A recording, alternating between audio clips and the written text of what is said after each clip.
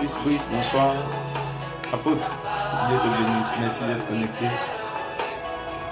Partagez, taguez.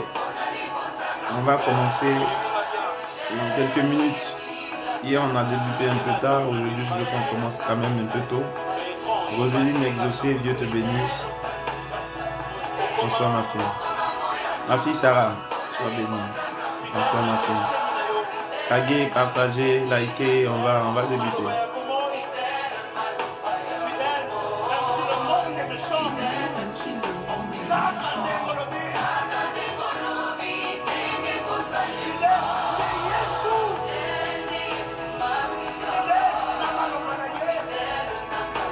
Mon fils Brice, Dieu te bénisse. Bonsoir.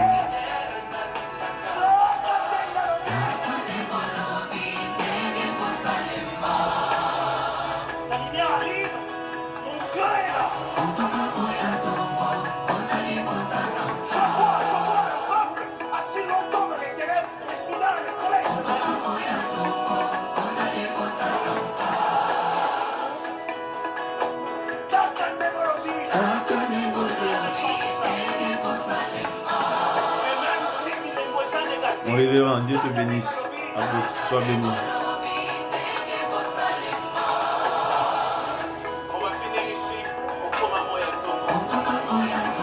Jamais Tano, sois béni, Dieu te bénisse. Merci d'être connecté.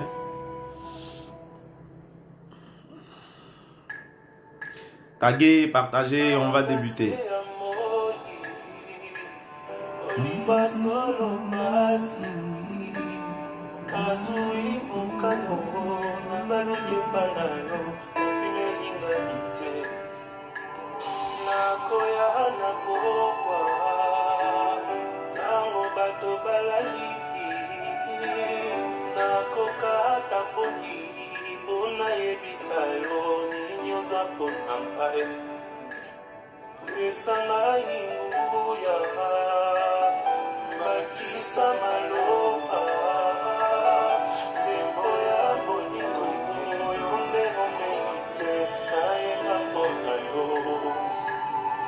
Stidion, sois béni. Tu es bien installé, il n'y a pas de souci. On va débuter tout à l'heure. Taguer, inviter, partager. On va débuter tout à l'heure.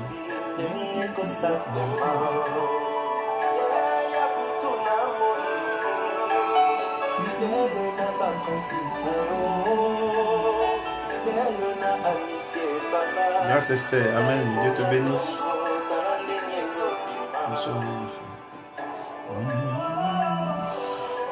On tag, on like, on partage.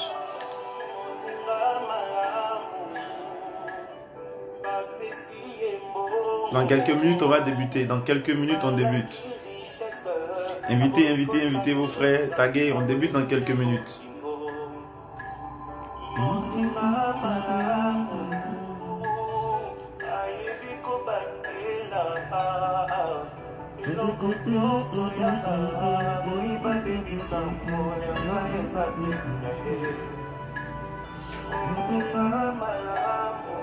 Magui Nyanagbe, Dieu te bénisse.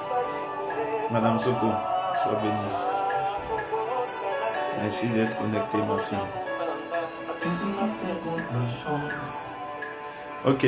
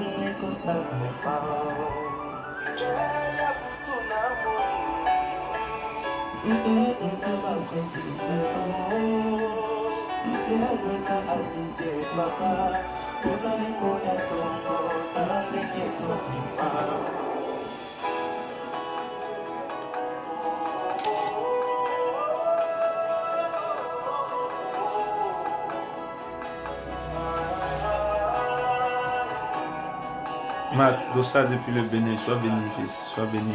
Je suis très content de te voir en ligne. Sois béni.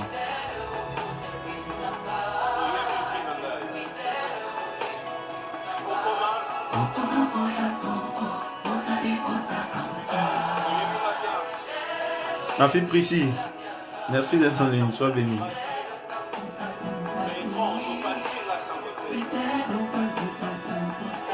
Ok, on va commencer par afficher les textes en attendant que vos frères n'arrivent. On like, on tag, on partage. Notez là-bas avec moi, tapez Matthieu 7.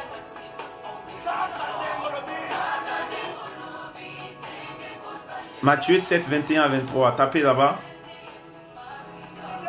Ézéchiel 44. Ange au signe, soyez bénis. Bonsoir chevaux. Tapez Ézéchiel 44. Éphésiens 5, 12 à 28. Et enfin le psaume 89, le verset 20 à 27. Donc je reprends. Là où vous êtes, tapez, on va débuter.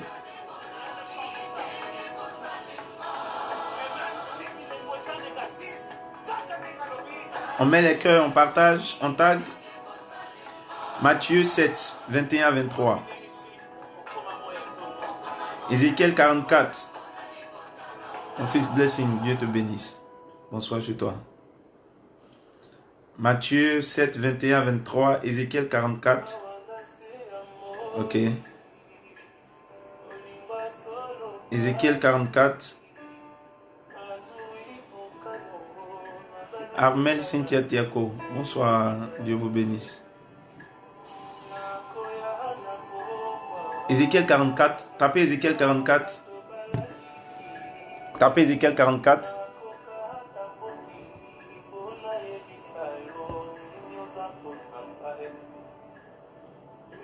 Tapez Ézéchiel 44.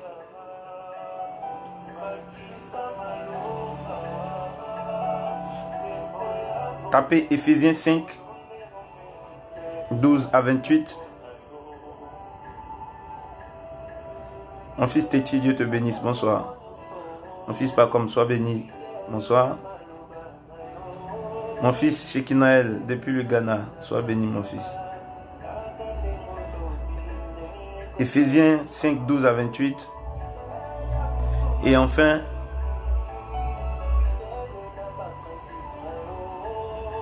le psaume 89.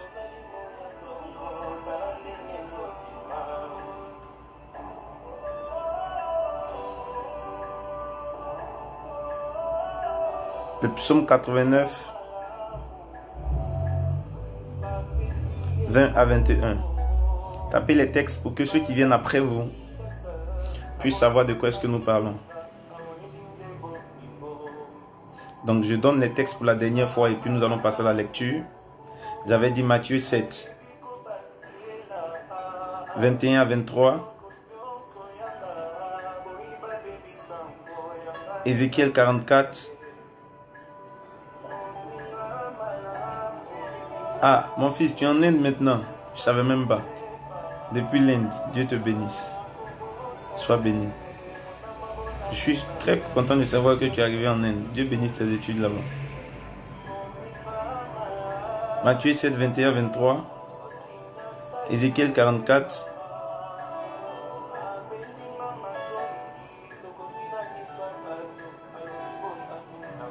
Éphésiens 5, 12 à 28.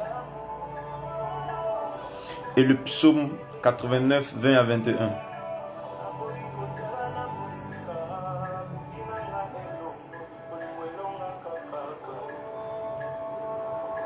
Tapez, tapez, tapez.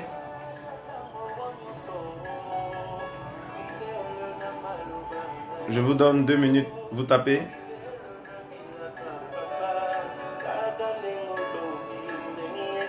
Deux minutes. Tapez. On débute dans 2 minutes. On débute dans 2 minutes.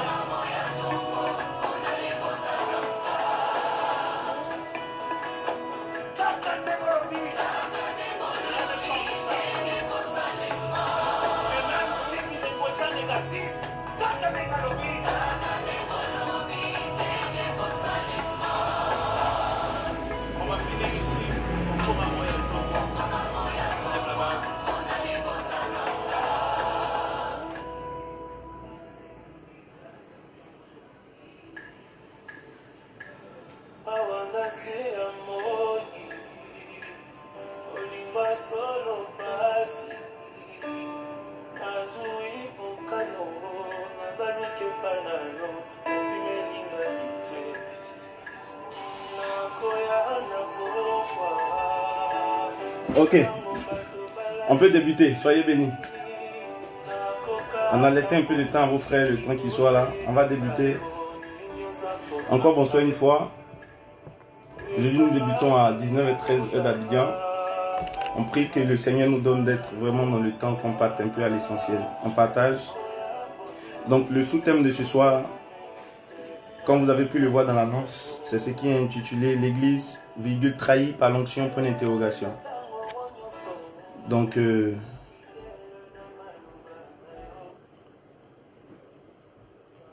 on va faire nos lectures rapidement. Et puis, nous débutons. Matthieu 7. Matthieu 7.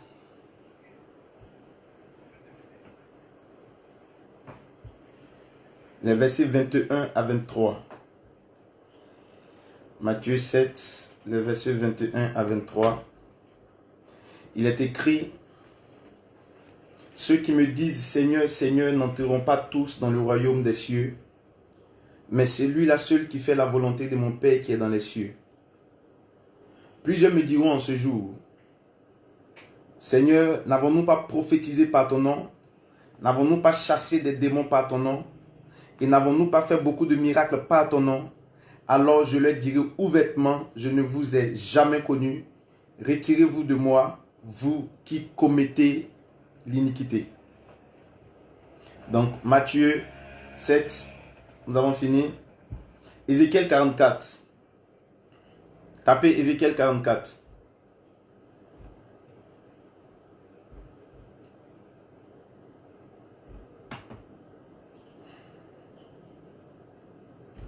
Ézéchiel 44.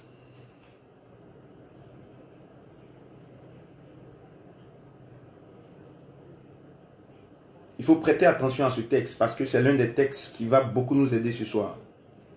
Il est écrit: il me ramena vers la porte du sanctuaire du côté de l'Orient. Je ne pourrai pas exploiter tout le texte parce qu'il y a beaucoup à dire sur ce texte. Je vais juste toucher quelques éléments. Mais elle était fermée. Et l'Éternel me dit: cette porte sera fermée, elle ne s'ouvrira point et personne n'y passera, car l'Éternel, le Dieu d'Israël, est rentré par là et elle restera fermée. Donc on retient que toutes les portes par lesquelles Dieu passe sont des portes qui doivent rester fermées. Ok. Pour ce qui concerne le prince pourra s'y asseoir pour manger. Pour manger le pain devant l'Éternel. Il entrera par le chemin du vestibule de la porte et il sortira par le même chemin. Il me conduisit par la porte du septentrion devant la maison. Je regardais et voici la gloire de l'Éternel remplissait la maison de l'Éternel et je tombais sur ma face. Retenez l'expression: la gloire de l'Éternel remplissait la maison. Et quelle a été la conséquence? C'est qu'il est tombé sur sa face. L'Éternel me dit: fils de l'homme, sois attentif et regarde de tes yeux, écoute de tes oreilles tout ce que je te dirai au sujet de toutes les ordonnances de la maison de l'Éternel et de toutes ses lois. Considère attentivement l'entrée de la maison et toutes les issues du sanctuaire. Tu diras aux rebelles à la maison d'Israël: ainsi parle le Seigneur l'Éternel, assez de toutes vos abominations, maison d'Israël. Vous avez introduit dans mon sanctuaire des étrangers incirconcis de cœur, incirconcis de chair, pour profaner ma maison. Vous avez offert mon pain, la graisse et le sang à toutes vos abominations. Vous avez rompu mon alliance. Vous n'avez pas fait le service de mon sanctuaire, mais vous les avez mis à votre place pour faire le service de mon sanctuaire. Ainsi parle le Seigneur l'Éternel: aucun étranger incirconcis de cœur et incirconcis de chair n'entrera dans mon sanctuaire. Aucun des étrangers qui serviront au milieu des enfants d'Israël. De plus, les Lévites qui se sont éloignés de moi quand Israël s'égarait et se détournait de moi pour suivre ses idoles, porteront la peine de leur iniquité. Ils seront dans mon sanctuaire comme serviteurs. Ils auront la garde des portes de la maison et feront le service de la maison. Ils égorgeront pour le peuple des victimes destinées aux holocaustes et autres sacrifices, et ils se tiendront devant lui pour être à son service. Parce qu'ils ont servi devant ses idoles et ils ont fait tomber dans le péché la maison d'Israël. Je lève ma main sur eux, dit le Seigneur l'Éternel, pour qu'ils portent la peine de leur iniquité. ils ne s'approcheront pas de moi pour être à mon service dans le sacerdoce. Ils ne s'approcheront pas de mes sanctuaires, de mes lieux très saints. Ils porteront la peine de leur ignominie et des abominations qu'ils ont commises. Je leur donnerai la garde de la maison et ils en feront tout le service et tout ce qui doit s'y faire. Mais les sacrificateurs, les fils de Sadoc, qui ont fait le service de mon sanctuaire, quand les enfants d'Israël s'égaraient loin de moi, ceux-là s'approcheront de moi pour me servir et se tiendront devant moi pour m'offrir la graisse et le sang, dit le Seigneur l'Éternel. Ils entreront dans mon sanctuaire, ils s'approcheront de ma table pour me servir et ils seront à mon service. Lorsqu'ils franchiront les portes du parvis intérieur, ils revêtiront des habits de lin. Ils n'auront sur eux rien qui soit en laine. Quand ils feront le service aux portes du parvis intérieur et dans la maison, ils auront des tiares sur la tête, des tiares de lin sur la tête et des caleçons de lin sur leurs reins. Ils ne scindront point de manière à exciter la sueur. Lorsqu'ils sortiront pour aller dans le parvis extérieur, vers le peuple, ils ôteront les vêtements avec lesquels ils font le service et les déposeront dans les chambres du sanctuaire. Ils en mettront d'autres afin de ne pas sanctifier le peuple par leurs vêtements. Ils ne se raseront pas la tête et ne laisseront pas non plus croître leurs cheveux, mais ils devront couper leurs chevelures. Aucun sacrificateur ne boira du vin lorsqu'il entrera dans le parvis intérieur. Ils ne prendront pour femme ni une veuve. Vous comprenez? Ils ne prendront pour femme ni une veuve ni une femme répudiée, mais ils prendront des vierges de la race de la maison d'Israël. Ils pourront aussi prendre la veuve d'un sacrificateur. Ils enseigneront à mon peuple à distinguer ce qui est saint de ce qui est profane. Ils lui feront connaître la différence entre ce qui est impur et ce qui est pur. Ils seront juges dans les contestations et ils jugeront d'après mes lois. Ils observeront ainsi mes lois et mes ordonnances dans toutes mes fêtes et ils sanctifieront mes sabbats. Un sacrificateur n'ira pas vers un mois de peur de se rendre impur. Il ne pourra se rendre impur que pour un père, pour une mère, pour un fils, pour une fille, pour un frère et pour une soeur qui n'était pas marié. Après sa purification, on lui comptera 5 jours. Le jour où il entrera dans le sanctuaire, dans le parvis intérieur pour faire le service dans le sanctuaire, il offrira son sacrifice d'expiation, dit le Seigneur l'Éternel. Voici l'héritage qu'ils auront. C'est moi qui serai leur héritage, vous ne leur donnerez point de possession en Israël. Je serai leur possession, ils se nourriront des offrandes, des sacrifices d'expiation et de culpabilité. Et tout ce qui sera dévoué par interdit en Israël sera pour eux. Les prémices de tous les fruits, de toutes les offrandes que vous présenterez par élévation appartiendront aux sacrificateurs. Vous donnerez aux sacrificateurs les prémices de votre pâte, afin que la bénédiction repose sur votre maison. Les sacrificateurs ne mangeront d'aucun oiseau, d'aucun animal mort ou déchiré. Amen. Je vais prendre notre troisième texte de ce soir. Nous sommes dans Éphésiens. Éphésiens chapitre 5.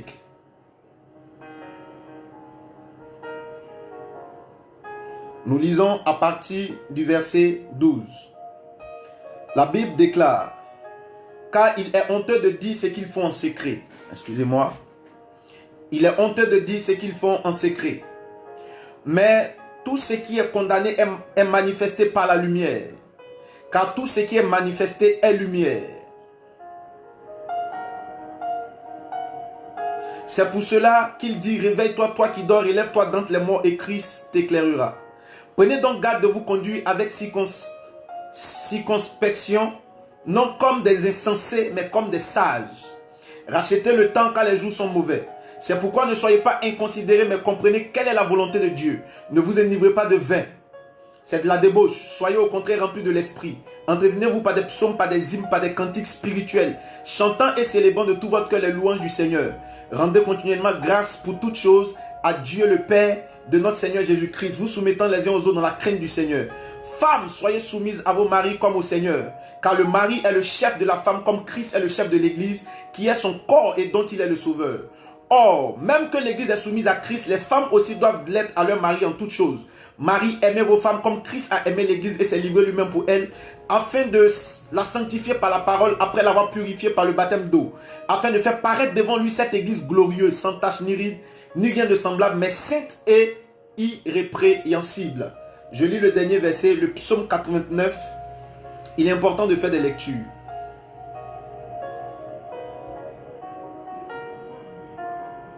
Le psaume 89, le verset 20.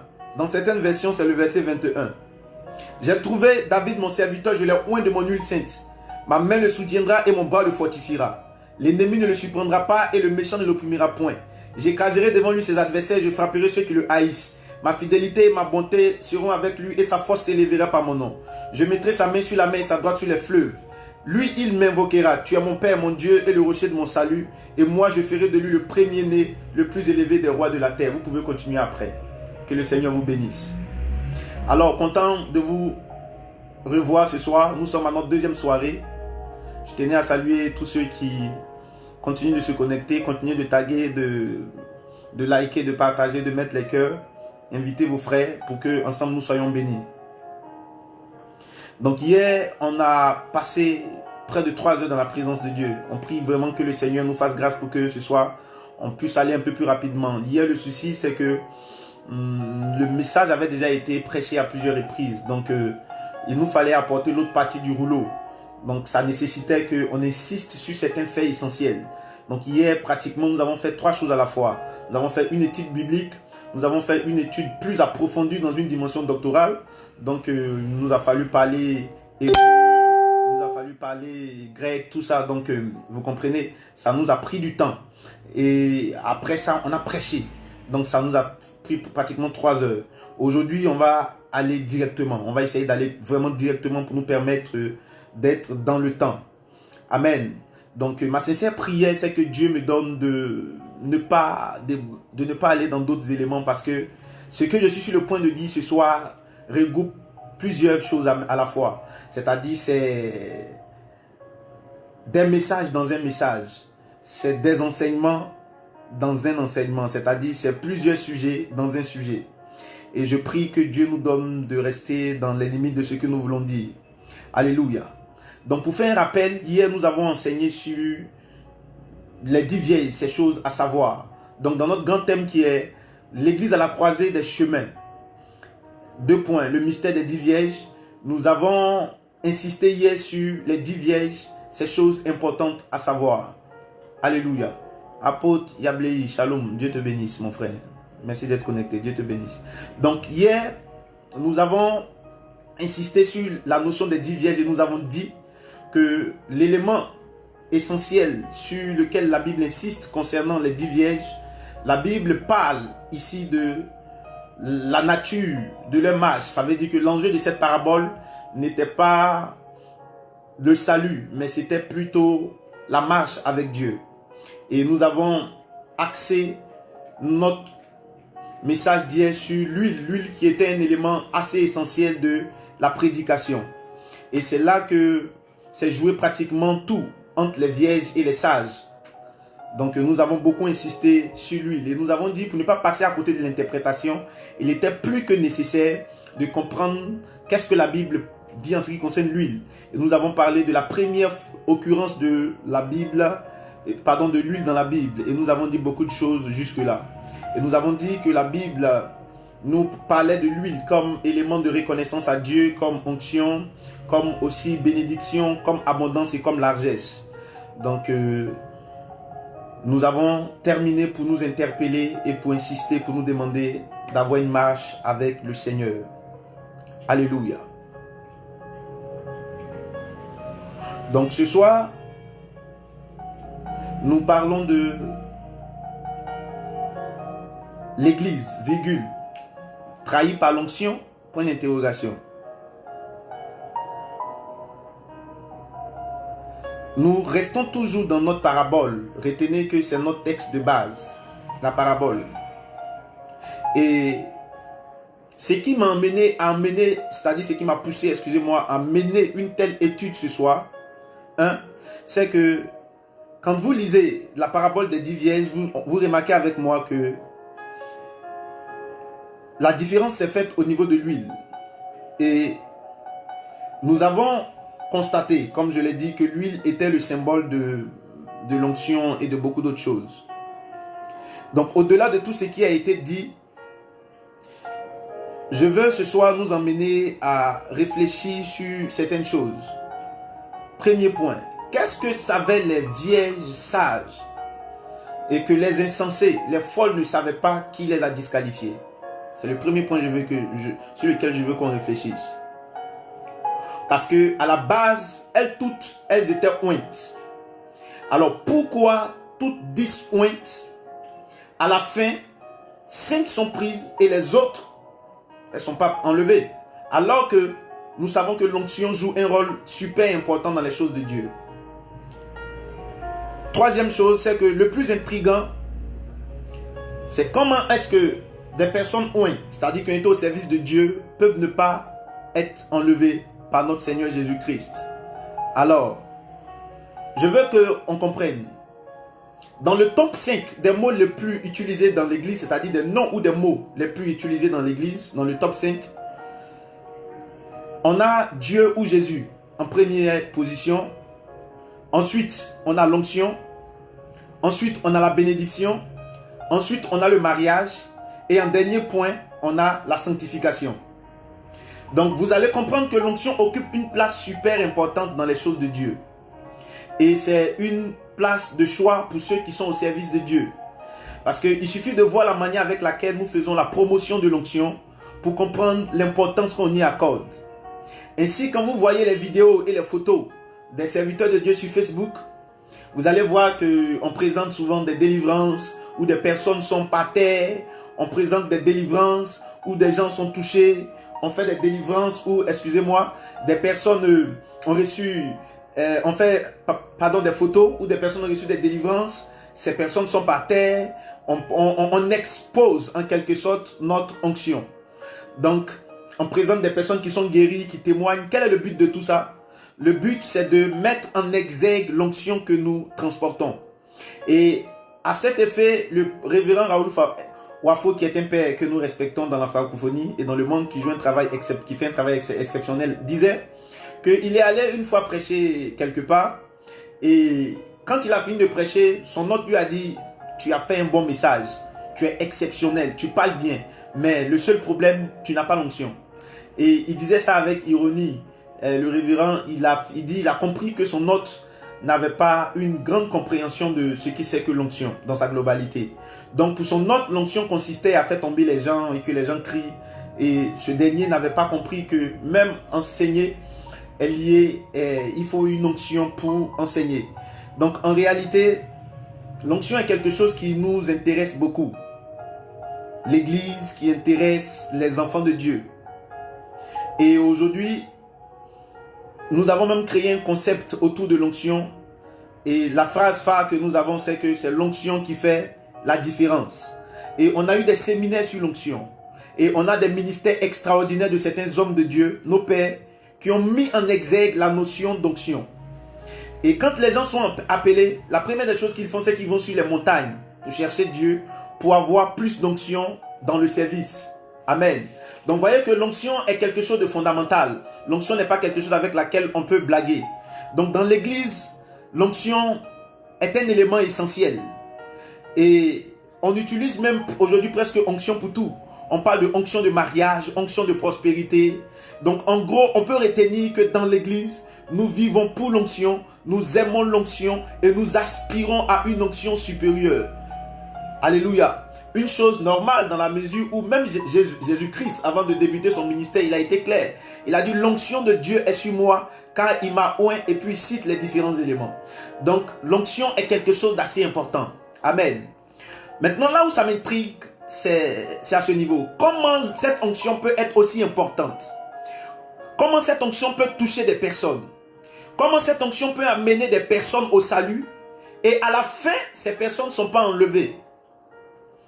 C'est là que se trouve mon interrogation ce soir. Something is wrong. Il y a quelque chose qui ne va pas. Amen. Il y a quelque chose qui n'est pas clair. Il faut qu'on cherche à creuser et à comprendre. Qu'est-ce qui s'est passé? Qu'est-ce qui a fait la différence? Comprenons par exemple que l'onction n'est pas le Saint-Esprit. L'onction, c'est ce que le Saint-Esprit nous donne comme pouvoir.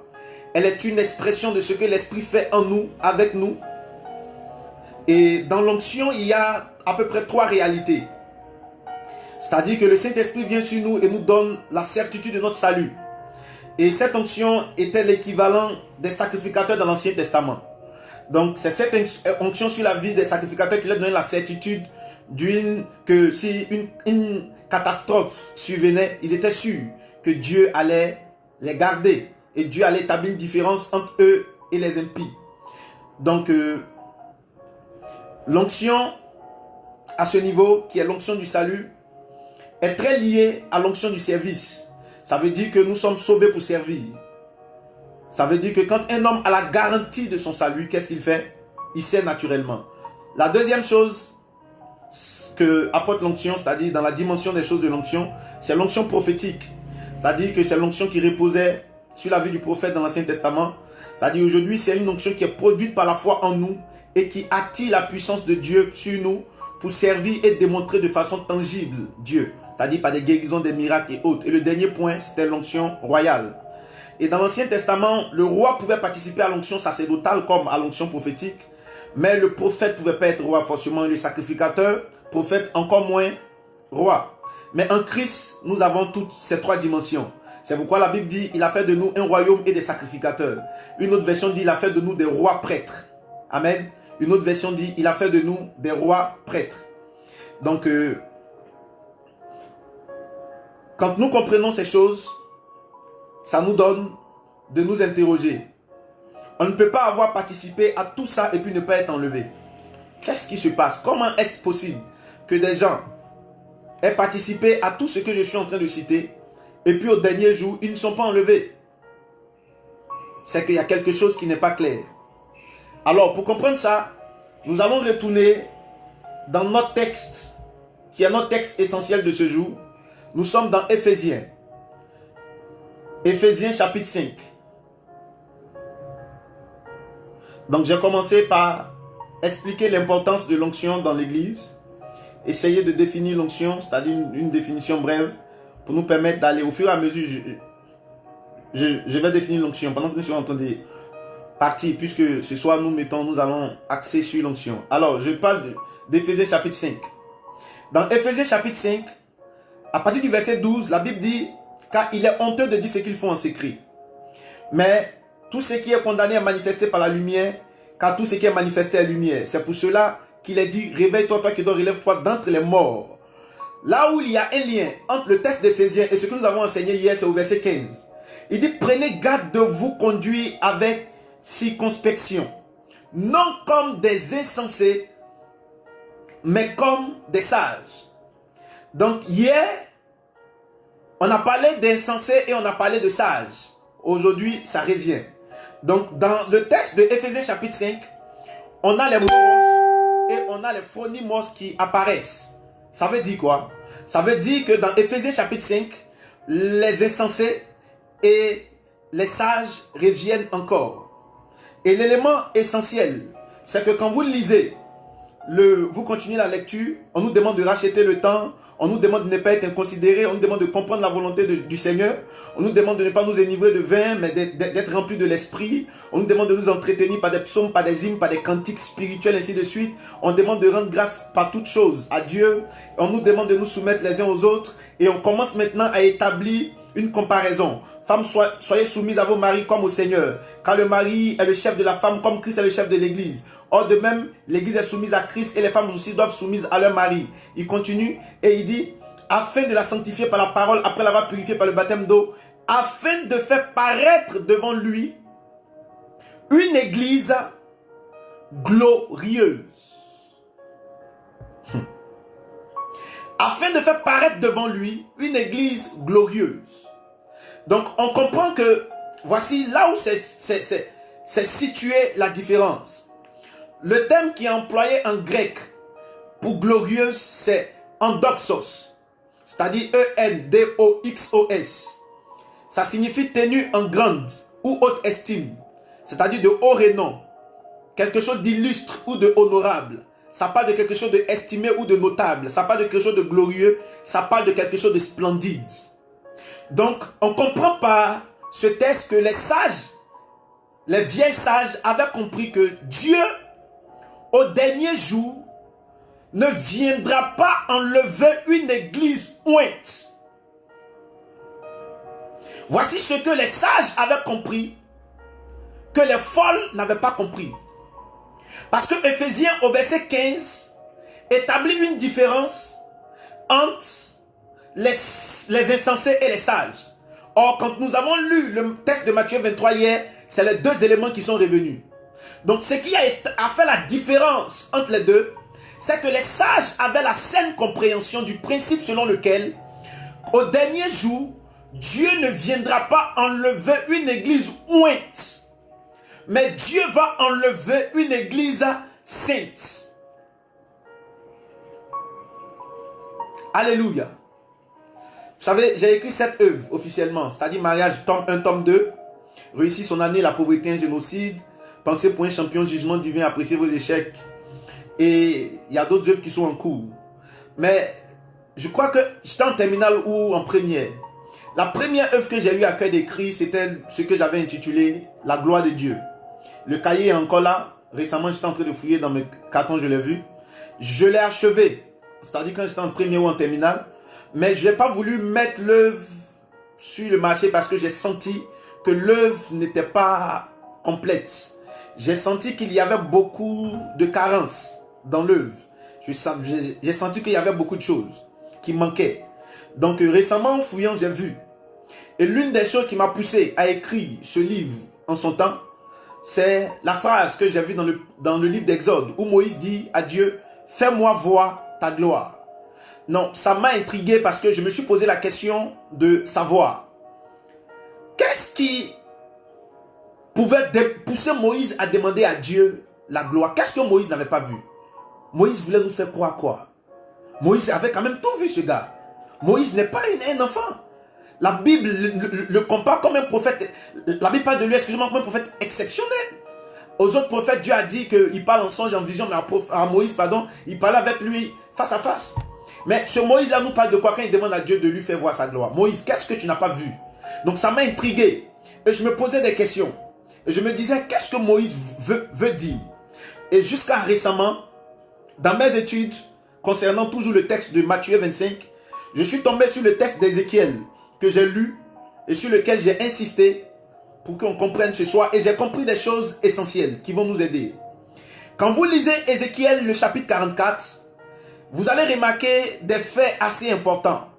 Je ne vais pas revenir sur la lecture, mais je vais nous faire ressortir des points essentiels. Vous allez remarquer que Dieu parle ici de 3 types de sacrificateurs. Dieu, il dit par exemple dans le livre d'Ézéchiel, il commence à se plaindre du fait que il y a des sacrificateurs qui ont introduit dans le sacerdoce, c'est-à-dire un feu étranger, qui ont fait des choses qui ne le plaisent pas. Vous comprenez? Ils ont fait des choses qui ne lui plaisent pas. Ils ont posé des actes bizarres. Ils ont commencé à apporter l'idolâtrie et beaucoup de choses. Et il commence à parler des sacrificateurs de Sadoc. Et Dieu va un peu plus loin et il dit que à partir du verset 10, il dit, les Lévites qui se sont éloignés de moi, quand Israël s'égarait et se détournait de moi pour suivre ses idoles, porteront la peine de leur iniquité. Ils seront dans mon sanctuaire comme serviteurs. Ils auront la garde des portes de la maison et feront le service de la maison. Ils égorgeront pour le peuple des victimes destinées aux holocaustes et autres sacrifices. Ils se tiendront devant lui pour être à son service. Parce qu'ils ont servi devant ses idoles et qu'ils l'ont fait tomber dans le péché de la maison d'Israël, je lève ma main sur eux, dit le Seigneur l'Éternel.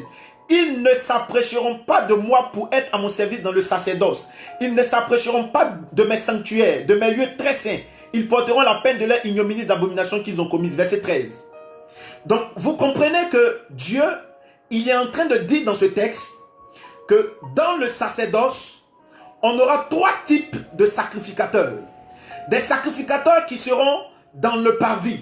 Des sacrificateurs qui seront dans le lieu saint. Mais, ils seront toujours au service de Dieu. Mais ils ne seront pas dans une certaine mesure au service du Dieu très saint. Ils seront au service de la maison de Dieu et du peuple. Et Dieu dit que les fils de Sadoc était un sacrificateur.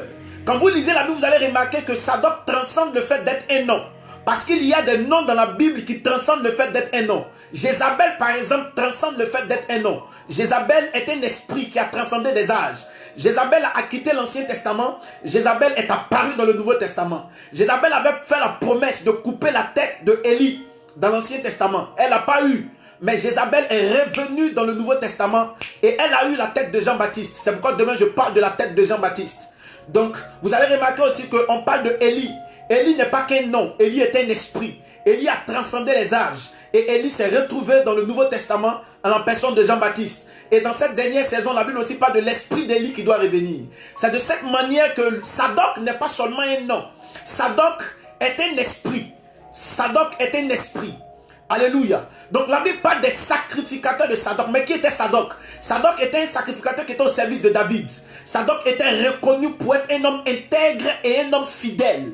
Donc quand Dieu parle des fils de Sadoc, il est en train de dire ici, il parle d'une catégorie de sacrificateurs. Il est en train d'établir un distinguo. Il est en train de parler de personnes qui sont différentes.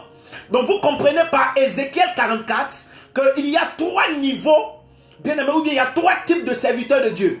Ceux qui sont au service de l'œuvre de Dieu, ceux qui sont au service du peuple de Dieu et ceux qui sont au service du Dieu très saint. Et Dieu dit que ceux qui sont au service du peuple et ceux qui sont au service, bien aimé, de l'œuvre, ils ne s'approcheront pas du lieu très saint. Donc ils seront dans le pavis et ils seront dans le lieu saint. Ils sont dans le sanctuaire, mais ils ne sont pas dans le lieu très saint. Alléluia. Révérend Bawa, Dieu te bénisse. Sois salué. Amen. Parce que si nous ne comprenons pas ça, nous allons rater ce que je suis sur le point de dire ce soir. Parce que dans l'Ancien Testament, vous allez comprendre que le tabernacle, 3 niveaux. Et il y avait 3 lumières dans le tabernacle. Le pavis était éclairé par le soleil. Le lieu saint éclairé par la menorah, ce qu'on appelle le chandelier. Et le lieu très saint était éclairé par quoi? Par la Shekinah, la gloire de Dieu. Et quand on parle de la gloire c'est le domaine de Dieu. La gloire c'est le domaine de l'éternité. Et quand vous lisez Apocalypse 21, le verset 23, permettez-moi de lire. Apocalypse 21, le verset 23, voici ce que la Bible dit. La Bible dit, la ville n'a besoin ni du soleil ni de la lune pour l'éclairer. Car la gloire de Dieu l'éclaire et l'agneau est son flambeau.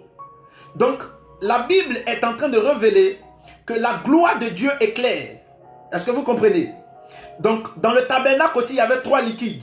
On avait l'eau, on avait le sang et on avait l'huile. Et quand vous lisez la Bible, vous allez remarquer que l'homme est tripartite. La Bible, Paul dit que le Dieu de Tout-Puissant vous sanctifie tout entier. L'esprit, l'âme et le corps. Donc, on comprend ici que le soleil symbolise le corps, la menorah symbolise l'âme et la Shekinah symbolise l'esprit. C'est ainsi que l'eau est utilisée pour laver le corps, le sang est utilisé pour laver l'âme et l'huile a un impact sur notre esprit. C'est pourquoi la Bible dit qu'il y a 3 qui rendent témoignage. Vous comprenez? La Bible dit l'esprit, l'eau et le sang. Et les 3 sont d'accord. Dans 1 Jean 5 verset 8. Ça veut dire que les 3 font un travail pour impacter quoi? Tout notre être, le corps. L'entité qui est notre corps. Donc Sadoc est une borne. Sadoc est un esprit qui a transcendé les âges. Donc quand on parle des fils de Sadoc, on parle des personnes qui sont plus proches de Dieu. Quand on parle des fils de Sadoc, on parle des personnes qui opèrent dans la dimension du lieu très saint. Et pour comprendre ça, la différence, allons en Apocalypse. Apocalypse 17, le verset 14. La Bible dit, ils combattront contre l'agneau, et l'agneau les vaincra, parce qu'il est le Seigneur des seigneurs et le roi des rois. Et les appelés, c'est ce que la Bible dit, et les appelés. Amen. Et les appelés. Les élus et les fidèles qui sont avec lui les vaincront aussi. Donc Apocalypse montre ici 3 types de serviteurs de Dieu. On a les appelés, on a les élus et on a les fidèles. Or la Bible dit qu'il y a beaucoup d'appelés et il y a peu d'élus. Et la Bible va plus loin et la Bible parle d'une 3e catégorie qu'on appelle les fidèles. Donc ça veut dire quoi? Likez, taguez vos frères, partagez, mettez les cœurs, partagez. Mettez les cœurs, taguez, partagez, mettez les cœurs. On met les cœurs, on tag, on partage. Donc la Bible est en train d'établir ici une différence entre les serviteurs de Dieu. Il y a les appelés, il y a les élus et il y a les fidèles. Comme je l'ai dit d'entrée de jeu, les fils de Sadoc appartiennent à la catégorie des fidèles. Donc dans le tabernacle, on a les élus, dans le tabernacle, on a les appelés, et dans le tabernacle, on a les fidèles. C'est tout ça qui fait le tabernacle, mais ils ne sont pas au même niveau. Alléluia. Amen. On me suit? Ok. Je suis en train de parler de l'église, virgule, trahie par l'onction, point d'interrogation.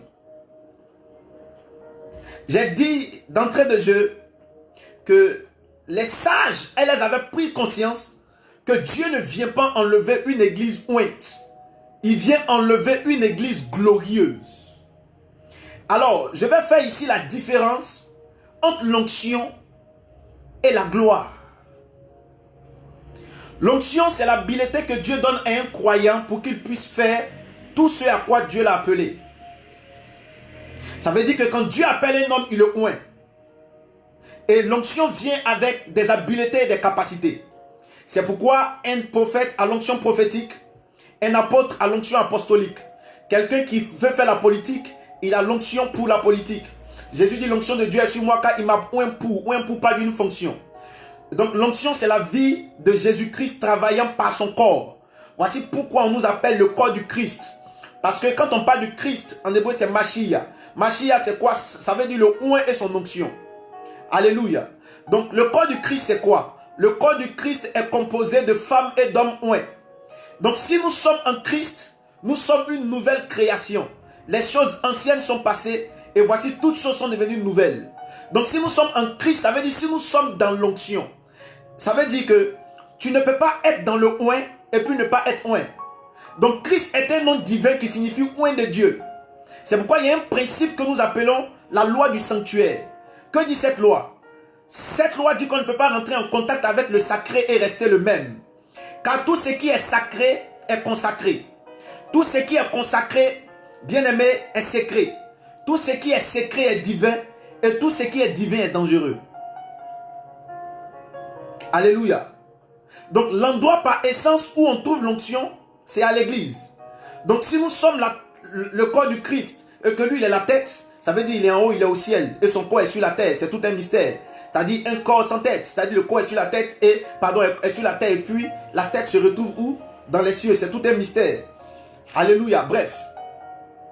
C'est quoi la gloire? La gloire c'est la présence de Dieu. La gloire c'est la présence de Dieu manifestée sous une forme visible. Et dans Exode 18, Moïse dit à Dieu, fais-moi voir ta gloire.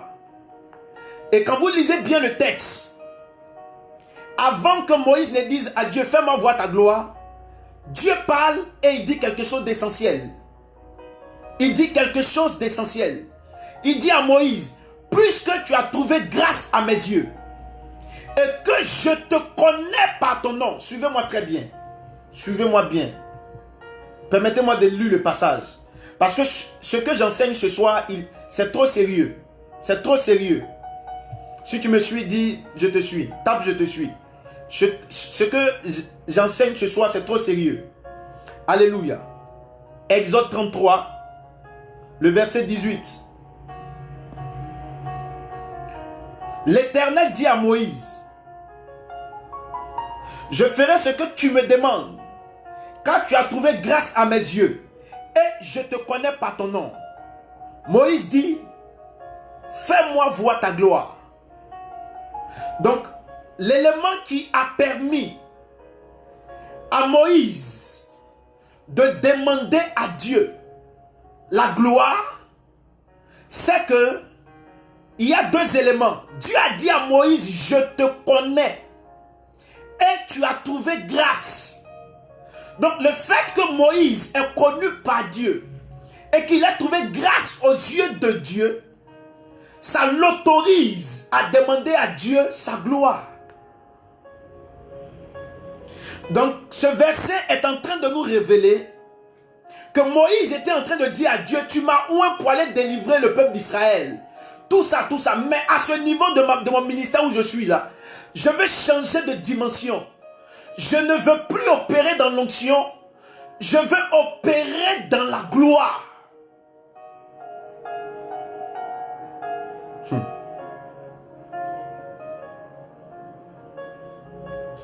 Alléluia. Donc, opérer dans l'onction est une autre chose. Opérer dans la gloire est une autre chose. Parce que la gloire, c'est Dieu lui-même qui fait le travail. C'est Dieu lui-même qui fait le travail par sa souveraineté. C'est-à-dire, quand on parle de la gloire, c'est Dieu lui-même qui donne l'impulsion. C'est Dieu qui lance le mouvement. Dans l'onction, nous voyons l'homme faire. Dans la gloire, on voit Dieu faire. Dans l'onction, on parle du oint de Dieu. Dans la gloire, on parle du Dieu du oint. C'est-à-dire, l'onction révèle le oint de Dieu. Mais la gloire révèle, c'est-à-dire, le Dieu du oint. Alléluia. Donc, l'onction révèle le oint. Mais la gloire révèle Dieu avec ou sans le oint. L'onction, c'est pour la terre. La gloire, c'est pour le ciel.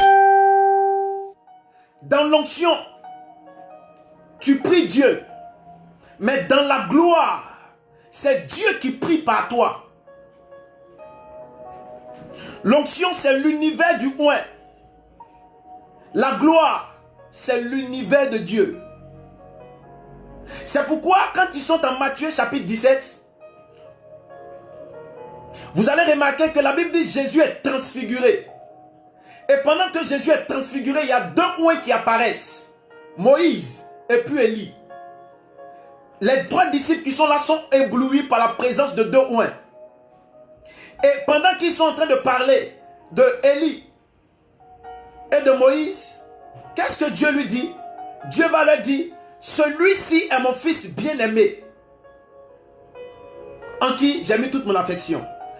En d'autres termes, arrêtez de mettre les yeux sur les oints, mettez désormais les yeux sur celui qui est glorifié. Et quelque temps après, Élie et Moïse ont disparu. Ça veut dire que quand nous sommes dans la dimension de la gloire, les oints disparaissent. C'est Dieu qui est vu.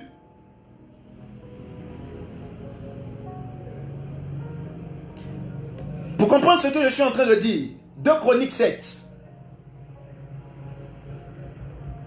Il est important que je fasse toutes ces bases-là avant que je n'aille un peu plus loin.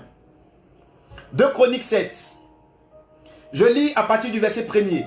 Lorsque Salomon eut achevé de prier, le feu descendit du ciel et consuma l'holocauste et les sacrifices. Et la gloire de l'Éternel remplit la maison. Les sacrificateurs ne pouvaient entrer dans la maison de l'Éternel, car la gloire de l'Éternel remplissait la maison de Dieu. Tous les enfants d'Israël virent descendre le feu et la gloire de l'Éternel sur la maison. Ils s'inclinaient le visage contre terre sur le pavé, se prosternaient et louaient l'Éternel en disant, car il est bon, car sa miséricorde durera toujours. Le roi et tout le peuple offrirent des sacrifices à l'Éternel. Le roi Salomon immola 22 000 bœufs et 120 000 brebis. Ainsi le roi et tout le peuple firent la dédicace de la maison de Dieu. Les sacrificateurs se tenaient à leur poste et les lévites aussi avec les instruments. Firent l'honneur de l'Éternel par le roi David pour des chants, des louanges de l'Éternel. Lorsque David les chargea de célébrer l'Éternel en disant, car sa miséricorde durera toujours. Les sacrificateurs sonnaient des trompettes vis-à-vis d'eux et tout Israël était là. Salomon consacra le pavis, ainsi de suite. Donc, 2 Chroniques dit que quand la gloire est descendue dans le temple, les sacrificateurs ne pouvaient pas rentrer. Manzontolobossi. Les kabrachandalabaya kolobose. Mantili brazondoloboshata. Parce que quand la gloire descend, les ouins ne sont plus en opération. Quand la gloire descend, l'onction disparaît. Quand la gloire descend, l'onction arrête d'opérer. Quand la gloire descend, c'est-à-dire l'onction n'a plus son sens.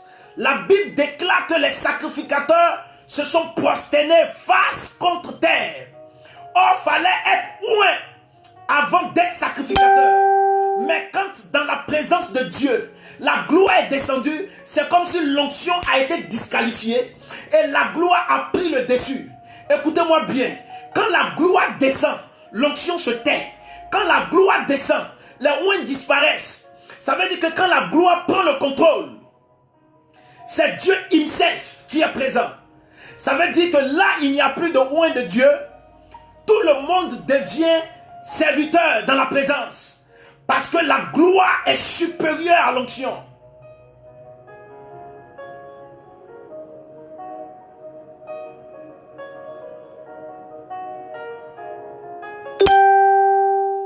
Alléluia. Les sacrificateurs n'ont pas pu rentrer dans le temple. Alors que c'est dans le temple qu'ils font leur service. Pourquoi ils n'ont pas pu? Parce que la gloire était là. Quand la gloire descend, quand la gloire apparaît, quand la gloire est là, l'onction disparaît. Alors que, qu'est-ce que nous faisons aujourd'hui? Nous faisons la promotion de l'onction. Et nous faisons la promotion des oints. Nous faisons la promotion de l'onction. Quand tu vas aller sur la chaîne YouTube de tel homme de Dieu, il a fait délivrance d'une personne. Et la personne témoigne, croyez en l'homme de Dieu. Qu'est-ce que nous faisons aujourd'hui? Nous faisons la promotion de l'onction. Nous faisons la promotion de l'onction. Nous faisons la promotion de l'onction. Le souci avec l'onction, c'est quoi? C'est que l'onction a la manie d'aveugler son porteur. L'onction nous emmène dans une dimension de popularité. C'est-à-dire quand tu opères dans l'onction, tu cherches la renommée. Quand tu opères dans l'onction, tu veux être en vogue. Quand tu opères dans l'onction, tu opères dans un esprit de concurrence. Quand tu opères dans l'onction, tu veux démontrer que tu es moins que l'autre. Quand tu opères dans l'onction, il peut arriver que la jalousie entre dans ton cœur. Parce que tu veux démontrer que tu es plus moins. C'est ainsi qu'aujourd'hui, nous sommes dans une dimension où les gens font des comparaisons. Je suis plus moins que X. Je suis plus moins que Y. Dans la dimension de l'onction, on s'attribue les pères. C'est en ce sens que Paul dit que vous êtes encore des enfants. Tel dit que je suis d'Apollos. Tel dit que je suis de Paul. Et il dit qui est Apollos? Qui est Paul? L'un a planté, l'autre a arrosé. Et Christ a fait croître. Et il est en train de dire ici que Dieu a fait croître. Il est en train de dire ici que la personne qu'on doit mettre en exergue, ce n'est pas les ouins. C'est le glorifié. Parce que l'onction est attachée à la main de Dieu. Mais la gloire, elle est attachée au visage de Dieu. À la face de Dieu. Voici pourquoi quand Moïse demande la gloire, Dieu va lui donner une réponse étrange. Je reviens dans Exode 33. Masondo Lobosi. Makalabaya. Dieu lui dit au verset 19. Je ferai passer devant toi toute ma bonté et je proclamerai devant toi le nom de l'Éternel. Je fais grâce à qui je fais grâce et miséricorde à qui je fais miséricorde. Tu ne pourras pas voir ma face, car l'homme ne peut voir ma face et vivre.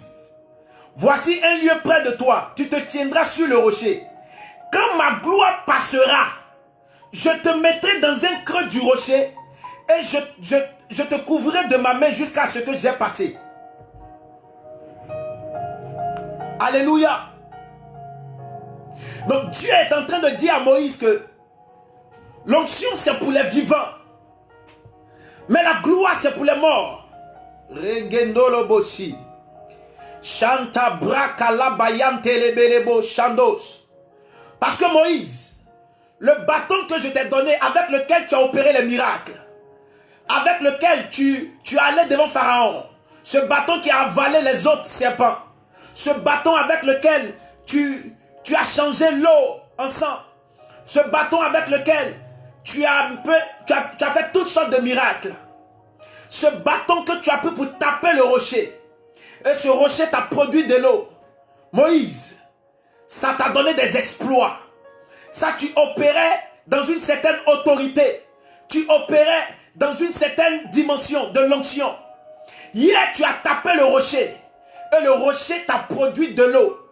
Mais quand tu veux opérer dans la dimension de la gloire, le rocher que tu as tapé et qui t'a donné de l'eau, c'est ce rocher-là que je vais ouvrir. Et puis je vais te cacher à l'intérieur. Masondo lobosi. Regende le bashanta kalabababo sata. Il est en train de dire à Moïse, est-ce que tu es conscient de ce que tu demandes? Tu es conscient de ce que tu demandes?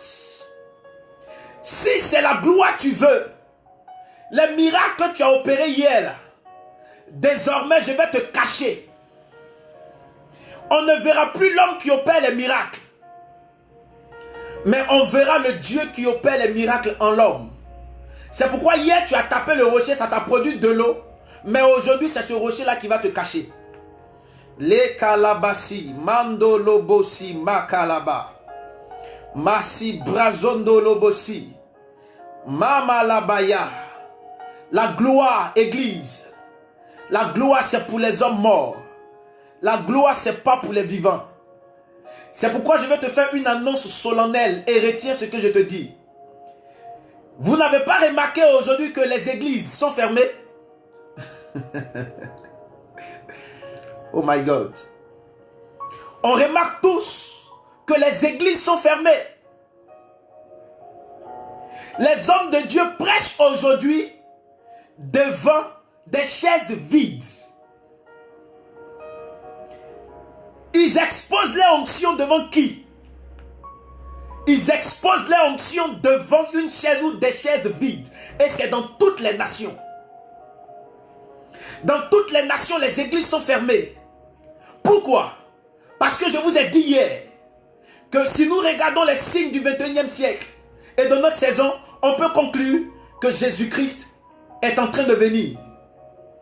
Et si Jésus est en train de venir, Jésus ne vient pas chercher une église ointe. Alors que ce que nous avons fait depuis le début jusqu'à récemment, dans nos églises, nous avons exposé nos onctions. Dans les veillées de prière qu'on présente, on dit l'homme de Dieu qu'on vous invite, on invite ce soir, c'est un homme de Dieu oint.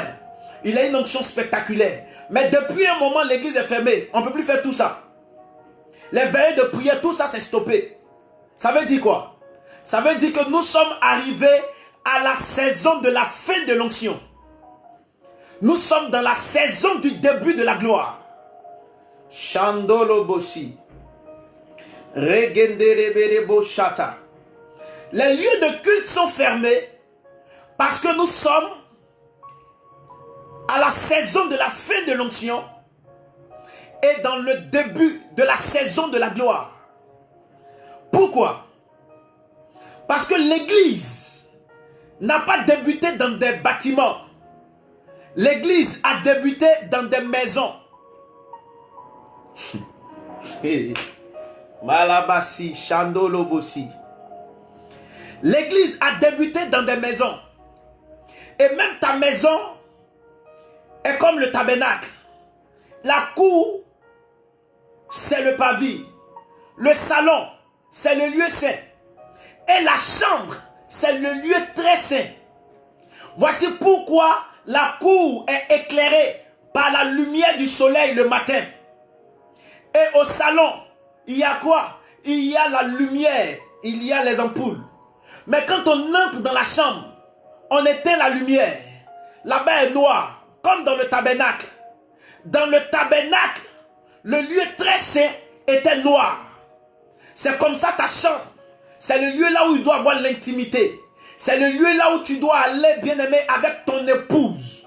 C'est pourquoi généralement, quand l'homme va aller avec l'épouse, on éteint, bien-aimé, l'ampoule de la chambre. Et aujourd'hui, l'église est retournée à la maison. Les gens sont retournés dans leur chambre. Chacun est confiné chez lui à la maison. Pourquoi? Parce que l'église a commencé en chambre haute. Et si la chambre est le lieu de la gloire, ça veut dire que Dieu a mis stop à la saison de l'onction, afin que chacun apprenne à le rencontrer dans sa chambre qui est le lieu de la gloire. Randolo Boshantalabaya, Rekende Brazibalabaya Kontos, Shendimbalabaya Mankente Brazi, Konti Balaya Kalabazi, Shanda Brakont. Annoncez au pasteur, dites aux hommes de Dieu que la saison de l'onction est passée. Le monde est en train de rentrer dans la saison de la gloire. La saison de l'onction est passée. Elle a tiré à sa fin. C'est pourquoi actuellement, là où nous sommes, si quelqu'un est malade, il n'y a pas veillé de prière pour qu'un homme de Dieu manifeste l'onction pour le guérir. Il n'y a pas veillé. Non, non, non, non, non. La personne doit rencontrer Dieu, celui à la maison. Et celui à la maison, c'est la gloire de Dieu. Aucune personne n'a prêché à Paul pour que Paul soit converti. Quand nous prêchons pour que les hommes se convertissent, ça c'est l'onction. Ce qui a permis à Paul, bien-aimé, d'être converti, ce n'est pas l'onction, c'est la gloire. Paul a rencontré Jesus himself. Le kalabayandolobosi makabrazonta. Le prochain réveil de l'église ne sera pas un réveil avec l'onction. C'est un réveil qui va se faire avec la gloire. Le kabraze kantoloboshata. Makalabaya mande brasi. Qui est Paul? Paul est celui qui a écrit, bien-aimé, le tiers du Nouveau Testament. Il a fait le travail que les autres apôtres n'ont pas fait. Les autres apôtres, bien-aimés, ont été gagnés par la prédication du Christ. Mais qui est Paul? Paul n'a pas été gagné par une prédication humaine. C'est Jésus qui est apparu à Paul. C'est la dimension de la gloire. C'est-à-dire ce qu'il te faut dans l'onction pour avoir comme résultat. C'est-à-dire il te faut peut-être 10 ans, 20 ans pour avoir des résultats dans l'onction. Mais dans la gloire, tu peux avoir ces résultats en 2 mois, en 20 jours. Rekantolobosi. Makabrazondolobo yakalabaya. Voici pourquoi, quand tu opères dans l'onction, tu es comme souvent animé d'un orgueil vain. Je suis plus loin que tant. Je suis plus loin que tant. Mais quand tu opères dans la gloire, c'est autre chose. Les kabrazi kalabaya. Il dit, je vous ai donné ma gloire afin que vous soyez un. Quand la gloire arrive, on n'est plus dans la concurrence de l'onction. On voit l'image de l'église. Parce que la gloire vient pourquoi? La gloire vient pour nous unir. Là où l'onction apporte la concurrence, la gloire vient pour nous unir. Car je vous ai donné ma gloire afin que vous soyez un. Pourquoi Moïse, le ouin, peut demander à Dieu de lui faire voir sa gloire? C'est parce que tout ouin, à un niveau d'opération de son ministère, va sentir une insuffisance existentielle. Il sentira que malgré qu'il est le plus loin, oh my God, il va sentir qu'il y a des choses il n'est pas satisfait. Il n'est pas satisfait. À un moment, tous les ouins sentent qu'ils ne sont pas satisfaits. Parce que l'église commence par l'onction. Mais l'église n'est pas appelée à finir dans l'onction. L'église est appelée à finir dans la gloire. C'est pourquoi quand vous lisez Jean, les makoloboshi, Jean 17, les kabrazondoloboshi. Écoutez-moi, le réveil qui arrive ne serait pas produit par les hommes ouins. Ça va être produit par les personnes qui opèrent dans la gloire. Aujourd'hui, tout le monde dit, mais il y a coronavirus. Où sont les hommes de Dieu? Où sont ceux qui vendaient l'huile? Vous voyez, non? Les gens sont en train de remettre en cause l'onction. C'est un message pour dire qu'en réalité, la saison de l'onction, paf. On bascule dans une autre dimension maintenant. Et si vous allez voir des gens rendre témoignage, permettez-moi ici de dire quelque chose. Permettez-moi ici de dire quelque chose. Permettez-moi de dire quelque chose. Quand un homme de la dimension de notre patriarche, Mamadou Karambiri, a été touché par le coronavirus, quelle est l'image que Dieu voulait donner à l'église? C'est un homme ouin, il a un père. Regarde, ce qu'il a fait au Burkina, personne, je ne suis pas sûr que quelqu'un pourra faire ça après lui. Mais pourquoi lui, le ouin, il est touché? Et puis après, il vient pour être guéri. C'est parce que le ouin est touché pour que Dieu manifeste sa gloire. Oh my God. Chandelebosi. C'est un message pour dire à l'église. La saison de l'onction tire à sa fin. Quand l'église va reprendre, tous ceux qui vont opérer dans l'onction risquent, bien aimé, de faire partie de la classe qui ne seront pas enlevés. Il faut la gloire. Jean 17. Je suis au verset 5. Jésus dit, et maintenant, Père, glorifie-moi auprès de toi. De même de la gloire que j'avais auprès de toi avant que le monde fût. Donc Jésus, toi qui as dit l'onction de Dieu est sur moi, il m'a oint pour. Pourquoi en Jean 17 il demande la gloire? C'est parce que tout oint, à un moment de sa vie, doit comprendre que la finalité du ministère, c'est pas l'onction. La finalité du ministère, c'est la gloire.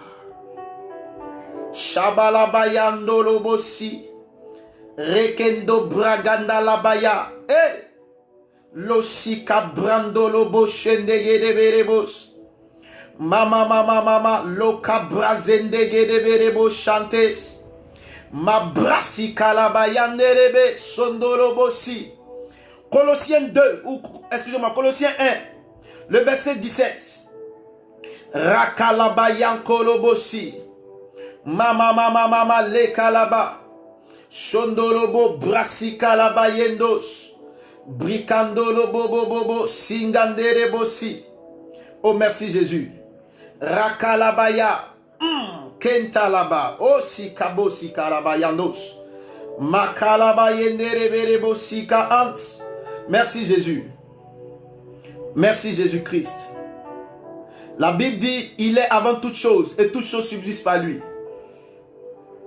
Et la Bible même va encore plus loin pour dire ceci. Christ en nous, l'espérance de la gloire. Or, je vous ai dit que le mot Christ veut dire le oint et son onction. Donc, ça veut dire l'onction en nous doit nous emmener à espérer la gloire. Christ en nous, l'espérance de la gloire. Shabrasi kantababos.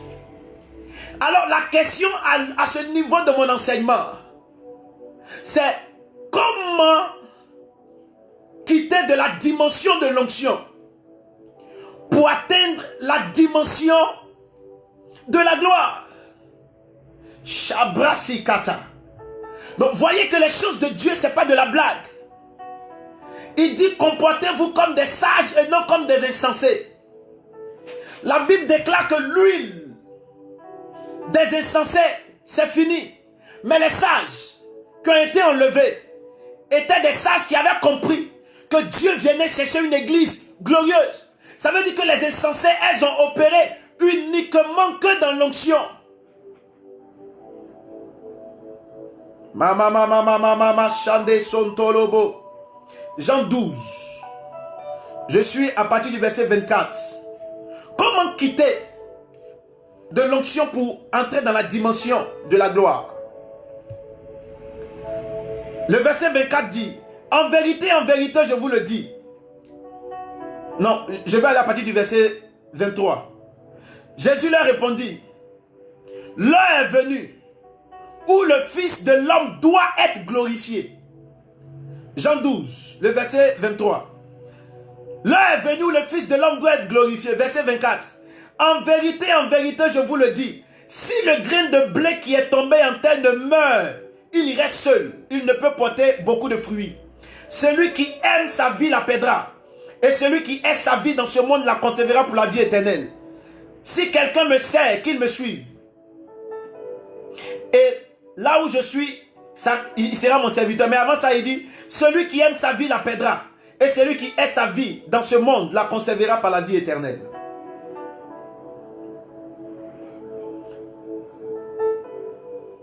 Alléluia. Donc Dieu est en train de dire, par ce passage, que pour quitter l'onction et entrer dans la gloire, il faut être prêt à mourir. C'est la même réponse que Dieu a donnée à Moïse quand il a dit fais-moi voir ta gloire. La gloire n'est pas pour les hommes vivants. La gloire c'est pour les hommes morts. Église, quand tu es mort, tu n'as plus de volonté. Il est une chose que d'être au service de Dieu. il en a une autre d'être au service de sa volonté. Jésus-Christ de Nazareth dans le jardin de Gethsémane, il a dit quoi? Non pas ma volonté, mais la tienne. Les ouins sont au service de Dieu. Ceux qui opèrent dans la gloire sont au service de la volonté de Dieu. Il y a une différence. C'est pourquoi Romains 12 dit quoi? Offrez votre corps à Dieu comme sacrifice vivant. Afin que vous fassiez quoi? Vous discerniez la volonté de Dieu. Ce qui est agréable, ce qui est bon, agréable et parfait. Permettez-moi de trouver Romains 12. Je lis. Il dit d'abord, ne vous conformez pas, frères, au siècle présent. Je vous exhorte par la compassion de notre Seigneur Jésus-Christ à offrir vos corps comme un sacrifice vivant. C'est agréable à Dieu, ce qui sera de votre part un culte raisonnable. Ne vous conformez pas au siècle présent, mais soyez transformés par le renouvellement de l'intelligence, afin de discerner quelle est la volonté de Dieu, ce qui est bon, agréable et parfait. Donc il est en train de parler ici de quoi? Il est en train de révéler qu'il y a différents niveaux de volonté de Dieu. Un homme peut être au service de Dieu. Il parle de bon, agréable et parfait. Ça fait les 3 niveaux du tabernacle. Donc un homme qui fait de bonnes choses peut ne pas être agréable. Et permettez-moi de lire Jean 8, le verset 29. Jean 8, le verset 29. Jésus dit, celui qui m'a envoyé avec moi, il ne m'a pas laissé seul, parce que je fais toujours ce que lui est agréable. Ça veut dire Jésus n'a pas fait ce qui était bon. Il a fait ce qui lui est agréable. Écoutez-moi. Il y a un niveau dans les choses de Dieu où pécher, c'est pas aller en boîte de nuit. Pécher n'est plus fumer. Pécher, c'est plus coucher avec la femme de son voisin. Non, non, non, non, non, non. À un niveau des choses de Dieu, regarder la télévision peut être pour toi un péché. Pourquoi? Parce que regarder la télé est une bonne chose. Mais dans la dimension de la gloire, ça peut être quoi? Ça peut être un péché. Pourquoi? Parce que la Bible dit celui qui sait faire ce qui est bien et qui ne le fait pas, il fait quoi? Il commet un péché. À ce niveau, le péché n'est plus simplement un acte que je pose. Ça devient une attitude. Ça devient une attitude. Et là où nous sommes en train de partir, il faut des personnes qui soient prêtes à mourir. Des gens qui n'ont plus de volonté, mais qui laissent Dieu les conduire. Ça veut dire que tu es fatigué, puis Dieu te dit prie. Lève-toi jeune, fais telle chose, fais telle chose. Non pas ma volonté Seigneur, mais la tienne. Rambologossi, nous voulons des résultats. Nous voulons des résultats. Le premier Adam, avant qu'il n'ait un résultat, Dieu l'a fait coucher dans un sommeil. Adam était comme mort et Ève est sortie. Christ, avant que l'église ne sorte, il est mort. Et c'est quand il est ressuscité que l'église est venue à la vie. Écoutez-moi très bien. Le combat dans lequel nous sommes engagés nécessite que nous soyons à genoux. Là où nous sommes en train de partir, les ouins ne vont pas tenir dans le temps. Vous n'avez pas remarqué qu'à un moment on dit non, que mais l'homme de Dieu les ouins et puis bon il tombe dans un scandale. Le souci c'est quoi? C'est parce que l'onction ne suffit pas. Quand tu veux, c'est-à-dire souvent tu es un magouya qui est en bas, il est très difficile de l'atteindre. Mais quand il est en haut, il est bien positionné. Pourquoi? Parce que quand tu es en haut, tu es visible. On peut t'atteindre facilement. Et le vent qu'il y a sur la dalle d'un immeuble de 16 étages n'est pas le même vent qu'il y a au premier. Ça veut dire que quand tu es en haut, tu es exposé. Et si tu te tiens debout en haut, le vent peut te mettre à terre. Ça veut dire quoi? La meilleure position qu'un homme peut avoir quand il est en haut, c'est d'être à genoux. Et à genoux, c'est l'image des hommes morts. Quand tu te tiens debout sur une dalle, tu auras le vertige et tu risques de tomber. Quand Dieu t'élève, on ne se glorifie pas. Les ouins se glorifient. Excusez-moi, les ouins aiment se taper la poitrine pour rentrer dans l'orgueil. Mais ceux qui opèrent dans la dimension de la gloire glorifient Dieu. Alléluia. Où je suis en train de nous emmener ce soir? Nous sommes dans nos derniers instants. Ce soir, je bénis le Seigneur, on n'est pas long. Nous sommes dans nos derniers instants. Le problème, c'est que beaucoup de chrétiens, et surtout nous les pasteurs, nous n'avons pas compris. Mettez les cœurs partagés, mettez les cœurs partagés. Taguez les gens, mettez les cœurs partagés. Alléluia. Alléluia. Amen, papa. Alléluia. Vous devez comprendre. Là où nous sommes en train de partir, c'est la gloire. On a trop présenté les hommes de Dieu. Présenté leur onction. Présenté. Mais regardez ce que le coronavirus a fait. Ça a bloqué l'onction de tout le monde. Ah. Les meilleurs ouins. Ceux qui vendaient huile, qui vendaient poudre, qui faisaient veiller. Tout le monde est confiné. Les gens même ont peur de se saluer. Au point où même si aujourd'hui tu dis que tu as fait culte, on te taxe de rebelle. Pour dire que, ça veut dire quoi? C'est comme si l'onction de tout le monde a freiné devant le coronavirus. Ça veut dire que là où nous sommes en train de partir, l'onction ne va plus suffire. Nous sommes en train d'entrer dans le dernier réveil. Et ce dernier réveil-là ne se fera pas par l'onction. Mais combien de temps te fera-t-il avec l'onction pour gagner la Côte d'Ivoire? À Koumassi, il y a encore des bars où des gens n'ont pas donné leur vie à Jésus. À Yopougon, où à chaque 10 mètres il y a église, il y a encore des maquis, il y a encore des païens. Ça veut dire si Dieu veut compter sur nous les ouins, il y a beaucoup qui n'entendront jamais parler de l'évangile. Alors que la Bible dit l'évangile doit être prêché à tout le monde. Alléluia. Ça veut dire que la saison dans laquelle nous sommes, c'est la gloire qui va évangéliser à notre place. Les gens seront chez eux à la maison, puis Jésus va leur apparaître. Les gens seront dans leur prison, Jésus va leur apparaître.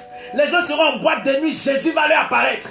Ça, c'est le rôle de la gloire. Parce que quand la gloire vient, les ouins disparaissent. Les malabassi, kalabayondolobosi. Ça veut dire quoi? La course dans laquelle nous sommes, la nature de la course, c'est laquelle? Ce n'est pas une course géographique. Pour dire que je quitte ici, je m'en vais là-bas. Donc ça fait que les gens n'ont pas compris. Ça court derrière les jets privés. C'est bon, hein? C'est très bon parce que ça nous permet de léguer un héritage, tout ça. Mais ce n'est pas le but. Ça, c'est une conséquence. Ce n'est pas le but. C'est la conséquence. Quand ça devient le but, on perd de vue l'essentiel. Alléluia. Donc, ce que Éphésiens 5 est en train de nous révéler. Amen. Ce que Éphésiens 5 est en train de nous révéler, c'est qu'à la fin, quand Jésus viendra, on aura deux tendances. On aura la tendance des ouins et on aura la tendance des glorifiés. Mais Dieu ne peut enlever que ceux qui auront compris l'opère dans, ceux qui auront opéré dans la gloire. Ça veut dire quoi? Dieu, l'élément avec lequel il va nous juger, c'est quoi? C'est le standard de Christ. C'est comme une chaussure. Si la chaussure est 32, que tu chausses 45, ça ne va pas passer. C'est pourquoi les visions que les gens ont du paradis là, je crois pas bien à tout ça. Mais moi je ne crois pas qu'au ciel il y aura rang. On va venir, on se met à rang pour dire que bon, rang.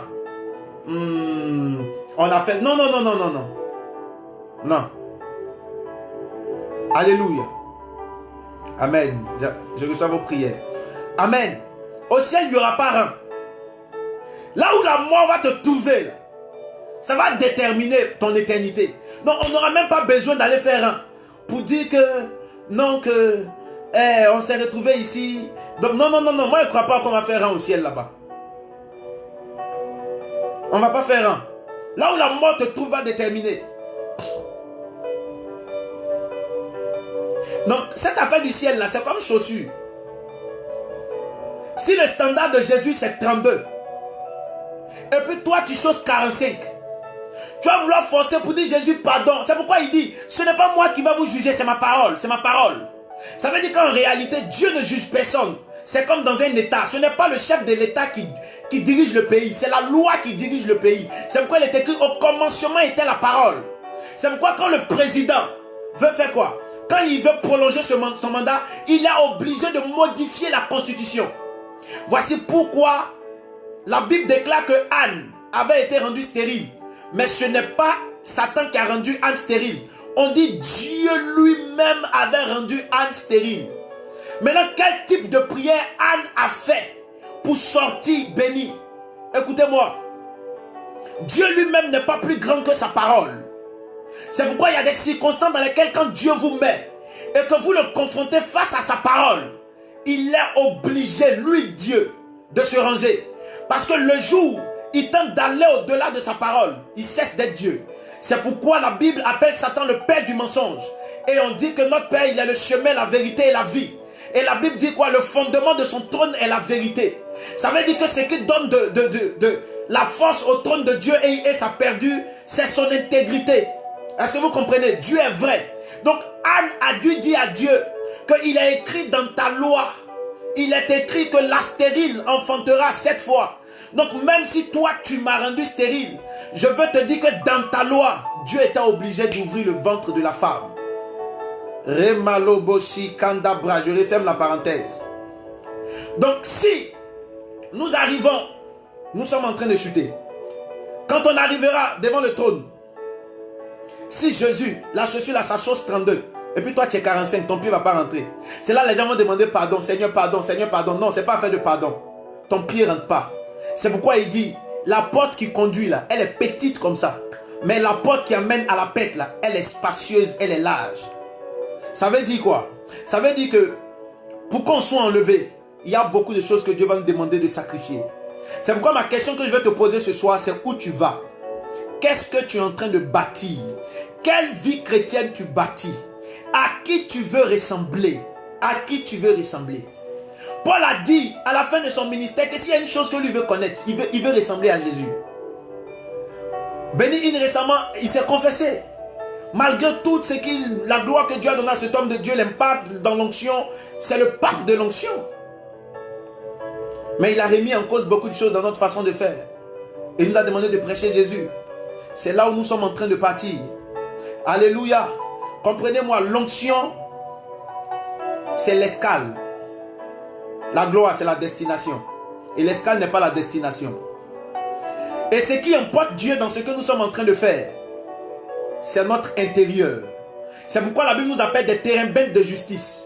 C'est quoi un terrain bête? Le terrain bête est un arbre. C'est-à-dire si tu le vois faire 100 mètres de hauteur, ça veut dire que à l'intérieur aussi, il fait 100 mètres. Ça veut dire à l'extérieur comme à l'intérieur, quand tu vas découper, c'est les mêmes 100 mètres. C'est un arbre équilibré. Dieu observe notre vie tous les jours. Les 300 que Dieu a pris à Gédéon pour aller combattre, pendant que Dieu faisait le test, les autres ne savaient pas. Écoutez-moi, écoutez-moi.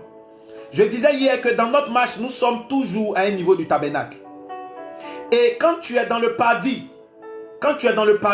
tu es avec la foule. Quand tu es dans le lieu saint, tu es avec le groupe. Quand tu es dans le lieu très saint où il y a la gloire, tu es avec Dieu. C'est pourquoi plus un homme va avec Dieu, plus il devient seul. Jésus avait la foule. Un moment, il a eu les 70. Un moment, il a eu les 12. Un moment, il a eu les 3. Mais à la croix, il n'était pas beaucoup. Il était seul. Quelle est cette vie chrétienne que toi, tu bâtis où tu as peur d'être seul? Tu cherches toujours quelqu'un pour prier. Tu ne peux pas être seul dans la présence du Seigneur. Makalabaya. Et les temps dans lesquels nous sommes sont devenus des temps difficiles. Où tout travaille pour ne pas que nous soyons seuls avec Dieu. Il y a Facebook, il y a Twitter, il y a Instagram, il y a Netflix, il y a tout. Et quand tu te réveilles, tu es connecté sur tout. Ta télé est allumée, ton ordinateur est allumé. Tu n'as même pas du temps avec Dieu. Tu as du mal à passer du temps avec Dieu. Mando Brassi, Kalabaya, Masa Kalaba. Et aujourd'hui, l'erreur que nous on commet dans l'église, c'est que quand quelqu'un a l'onction, on dit non, ce gars-là, Dieu le connaît. Permettez-moi de lire Matthieu 3. Je suis dans mes 5 dernières minutes. Matthieu 3. Matthieu 3. Mabraso Kolobosi. Matthieu 3. Mama le Kalaba. Matthieu 3. À partir du verset 16. C'est Dieu qui parle. La Bible dit, dès que Jésus eut été baptisé, il sortit de l'eau. Et voici les cieux s'ouvrirent. Et il vit l'Esprit de Dieu descendre comme une colombe est venue sur lui. Et la Bible, il est écrit, voici une vie se fit entendre des cieux. Celui-ci est mon fils bien-aimé en qui j'ai mis toute mon affection. J'ai un problème. Jésus n'a encore opéré aucun miracle. Il n'a pas encore guéri un seul malade. Et puis Dieu dit, il est son fils bien-aimé. À quel moment Jésus a été le Fils bien-aimé? À quel moment? À quel moment? Tu n'as pas encore opéré miracle, Jésus. Tu n'as pas encore chassé démon, Jésus. Tu n'as pas encore eu renommé. On ne te connaît même pas encore. Et tu es son Fils bien-aimé. À quel moment Jésus est devenu le Fils bien-aimé? Écoutez-moi. Ce n'est pas les choses que nous sommes en train de faire pour Dieu qui va déterminer. Oh, c'est un homme de Dieu, ouais. Oh oui, oh non, on le voit. Il voyage, il est connu, il est frère. Ça, c'est ce que les hommes voient. À quel moment Dieu a déclaré que Jésus est son Fils bien-aimé? C'est entre 0 et 30 ans. Alors que personne ne le connaissait. C'est en ce moment-là que Dieu a fait le choix. Il a dit, voici, il est mon Fils bien-aimé. Vous savez quoi? Dieu ne nous jugera pas en fonction de ce que nous sommes en public. Il nous jugera en fonction de ce que nous sommes en privé. C'est pourquoi je dis qu'un homme est ce qu'il fait quand personne ne le voit. Dieu ne nous jugera pas pour ce que nous sommes en public. Il nous jugera pour ce que nous sommes en privé. C'est vrai qu'il est écrit une bonne réputation vaut mieux que le parfum. Mais écoutez ceci. Il y a une différence entre la réputation et le caractère. La réputation t'ouvre la porte des hommes. Le caractère t'ouvre la porte du ciel. Parce que quand vous lisez Genèse, la première chose que Dieu a donnée à l'homme, c'était quoi? C'était son caractère. Faisons l'homme à notre image selon notre ressemblance. L'image c'est le visible. La ressemblance c'est l'invisible. Et qu'il domine. La domination c'est le domaine de l'onction. Ça vient après. Donc Dieu, la première chose qu'il a donnée à l'homme, c'est quoi? Ce n'est pas la domination, c'est son caractère. Ça veut dire quoi? Ne pourra rentrer chez Dieu le dernier jour que ce qui est sorti de lui le premier jour. Je reprends.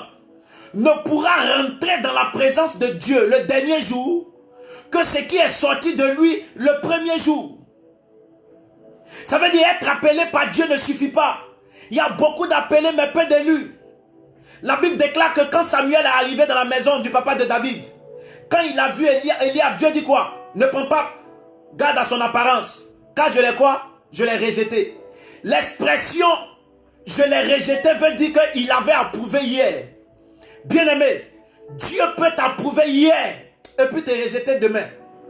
Ma question, qu'est-ce qui s'est passé pour que Dieu approuve Eliab hier et puis le rejette demain? Quand Dieu appelait Saül, il n'appelait pas pour que son règne finisse de cette manière. Dans la déclaration, Samuel lui dit ton règne prend fin aujourd'hui.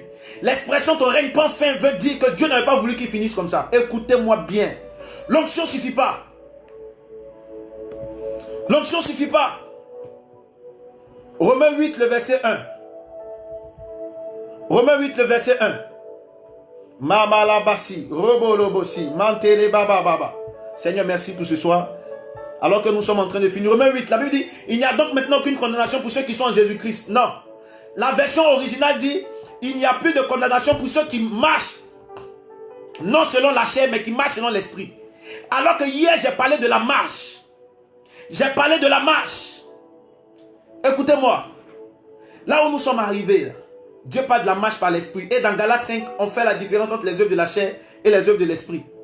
Et aujourd'hui, je vois beaucoup de chrétiens qui se fatiguent pour chercher délivrance. Ce qui fatigue les gens aujourd'hui, ce n'est pas des démons. C'est les œuvres de la chair. Quand on dit les œuvres de la chair sont manifestes, là, en français, terre à terre, c'est dit voici ça. De toute façon, tu aimes Coca-Cola, là, c'est comme ça la chair aime l'impudicité. Donc, quelqu'un qui aime, ce n'est pas forcément un démon, c'est une œuvre de la chair. Et ça, c'est un autre message. On crucifie les œuvres de la chair parce qu'il y a 4 dimensions dans l'œuvre de la croix. Mais ça, c'est un autre message. Alléluia. Amen. Et le souci, c'est quoi? C'est qu'il y a beaucoup qui opèrent dans l'onction. Mais quand tu regardes les attitudes, tu ne comprends pas. C'est quoi? C'est qu'ils ont sauté les classes. Ce que Dieu te demande de faire quand tu as 5 ans de conversion, si tu n'as pas pu le faire, il ne faut pas penser que quand tu auras 20 ans de conversion, tu pourras le faire. Ce n'est pas possible. Ça va te rattraper demain. Ça va te rattraper demain. Ça va te rattraper demain. Et aujourd'hui, tout travaille pour nous éloigner de Dieu. Tout travaille pour nous éloigner de Dieu. Et on se dit non que bon, on est dans l'onction, c'est suffisant. Non, il y a la gloire. La gloire nécessite qu'on vienne dans la présence du Seigneur. Et je lis notre dernier texte de ce soir, qui est un des textes que nous avons lus. Matthieu 7, Matthieu 7, à partir du verset 21, il dit ceci. Ceux qui me disent Seigneur, Seigneur n'entreront pas tous dans le royaume des cieux, mais celui seul qui fait la volonté de mon Père qui est dans les cieux. Plusieurs me diront en ce jour, Seigneur, n'avons-nous pas prophétisé par ton nom? N'avons-nous pas chassé des démons par ton nom? N'avons-nous pas fait des miracles par ton nom? Alors je leur dirai ouvertement, je ne vous ai jamais connu. Retirez-vous de moi, vous qui commettez l'iniquité. C'est la même réponse qu'il a donnée aux vierges insensées là. Je ne vous connais pas. C'est le même élément ici. Alors que quand vous voyez ces personnes qui ont chassé les démons, qui ont fait des miracles, ils l'ont fait avec quoi? La dimension de l'onction. Mais comment il peut dire qu'il ne les connaît pas? Comment il peut dire qu'il ne les connaît pas? Écoutez-moi, l'une des catégories des serviteurs de Dieu qu'on ne va pas trouver, c'est-à-dire dans la présence de Dieu au dernier jour, c'est ceux qui opèrent beaucoup les miracles et qui sont beaucoup dans le domaine de la délivrance. Parce que quand quelqu'un opère beaucoup les miracles, et puis beaucoup, est-ce que c'est mauvais? Non, c'est Dieu qui le dit. À un, il a été donné le don de faire telle chose, à l'autre le don de miracle. Mais il dit ici que l'une des catégories des serviteurs de Dieu qu'on va trouver, c'est ceux qui opèrent beaucoup les... Parce que quand tu opères beaucoup les miracles, beaucoup, bien aimé les délivrances, tu te crois supérieur. Tu crois que tu as une onction d'un certain niveau. Donc ça t'amène à avoir une certaine vie. Et tu te dis non que dans tous les cas de figure. Frère, l'onction a trahi les cinq autres folles, les 5 vierges folles. L'onction les a trahis. Elles n'ont pas compris que la finalité n'est pas l'onction, mais la finalité c'est la gloire.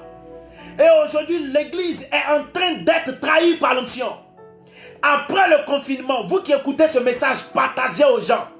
Dites aux hommes de Dieu que Dieu ne nous veut plus dans l'onction, il nous veut dans la gloire.